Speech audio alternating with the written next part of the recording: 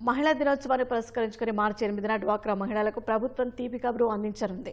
డ్వాక్రా మహిళల కుటుంబాల్లో చదువుకు, వివాహాలకు చేయూతనిచ్చేలా ఎన్టీఆర్ విద్యాలక్ష్మి, ఎన్టీఆర్ కళ్యాణలక్ష్మి పథకాలను సీఎం ఆవిష్కరించనున్నట్లు తెలుస్తోంది. పథకాల కింద శ్రీనిధి బ్యాంకు ద్వారా గరిష్టంగా 1,00,000 వరకు పావల వడ్డీకి రుణం అందిస్తారు.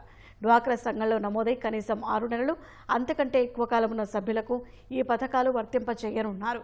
ఎన్టీఆర్ విద్యాలక్ష్మి కింద పాఠశాలలు, కళాశాలల్లో పిల్లలకు చెల్లించాల్సిన ఫీజుకు అనుగుణంగా అవసరమైన మొత్తాన్ని తీసుకోవచ్చు. గరిష్టం 2 పిల్లల చదువుకు 10,000 నుంచి 1,00,000 వరకు సాయం అందిస్తారు. గరిష్టంగా 48 వాయిదాల్లో చెల్లించాలి.